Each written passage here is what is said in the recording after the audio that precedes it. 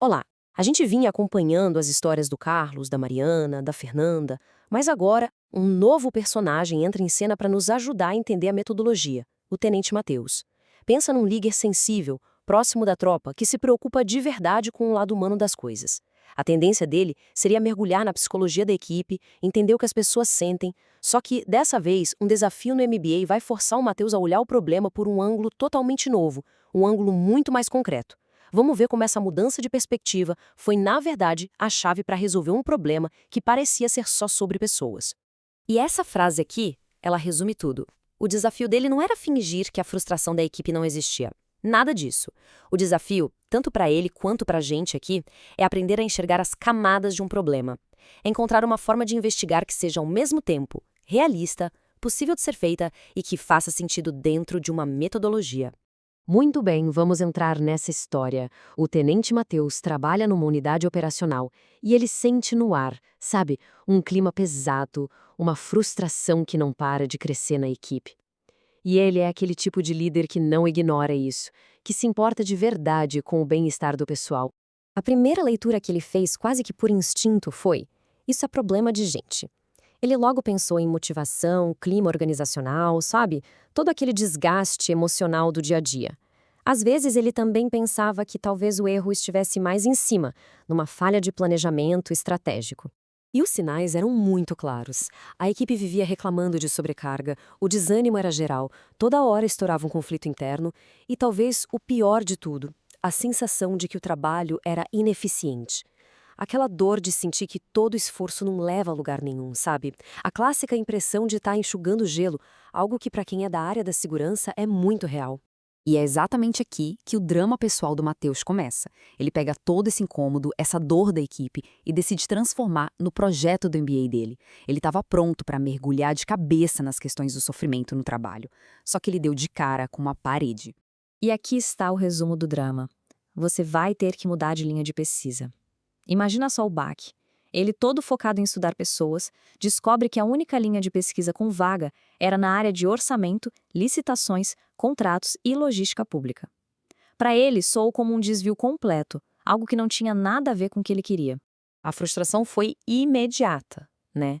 Ele sentiu que estava sendo obrigado a deixar de lado o que realmente importava, a dor real da equipe dele, para estudar uma área que parecia, sei lá, técnica demais, burocrática, bem longe da realidade que ele vivia e sentia todos os dias.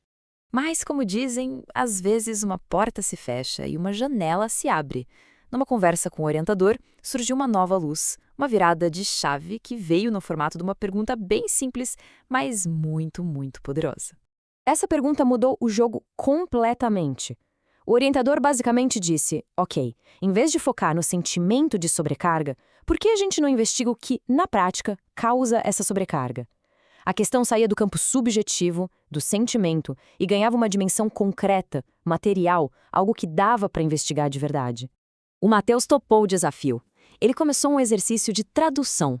Pegou todas aquelas queixas abstratas da equipe, como desânimo, irritação, sobrecarga, e começou a procurar as raízes materiais por trás delas. Raízes que, olha só que coincidência, se encaixavam perfeitamente na nova linha de pesquisa dele.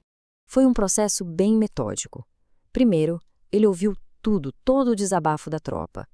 Depois, ele aplicou um filtro, se perguntando: disso tudo aqui, o que é que esbarra em falta de material, em contrato que não anda, em problemas de manutenção? E no final, o que sobrou foi uma lista de problemas bem objetivos, bem pesquisáveis. E o resultado foi revelador. Os problemas não eram abstratos, eram coisas como viaturas paradas esperando conserto, rádio que falha no meio da ocorrência, tablet que não funciona, bateria que não dura. Foi aí que o Mateus conseguiu visualizar. Ele imaginou a unidade dele com tudo isso funcionando. Com viaturas suficientes, com tecnologia de ponta. Ficou claro que o serviço seria mais ágil, mais leve. A frustração da tropa não era só um sentimento. Tinha uma causa material e logística gritante. Então a mudança de chave foi essa aqui. É como trocar a lente de uma câmera. Ele não abandonou o problema original. Ele só mudou o foco.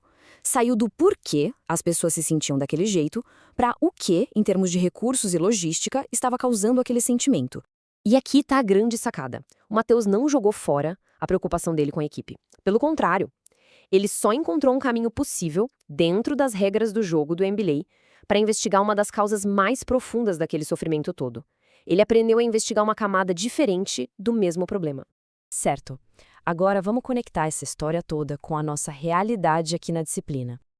O caso do Terente Mateus não é só uma historinha interessante, é, na verdade, um guia prático para as habilidades que todo mundo vai precisar demonstrar.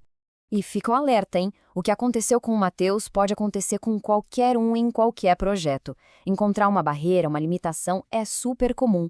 A competência-chave aqui é saber reavaliar, redirecionar o foco. Por isso é tão importante entender o raciocínio dele, porque a lógica por trás das decisões que ele tomou vai ser cobrada na prova final. Reparem como a jornada do Mateus passa ponto por ponto pelos tópicos centrais da nossa disciplina, desde definir o problema e a pergunta de pesquisa, passando pela escolha da abordagem, até a seleção da metodologia. Cada passo que ele deu é um exemplo prático do que a gente precisa saber fazer. Para a gente fechar, fica a reflexão. A história do Mateus mostra que quando um caminho parece fechado, a solução não é desistir, mas sim encontrar uma lente alternativa para olhar o mesmo problema. Fica a pergunta no ar.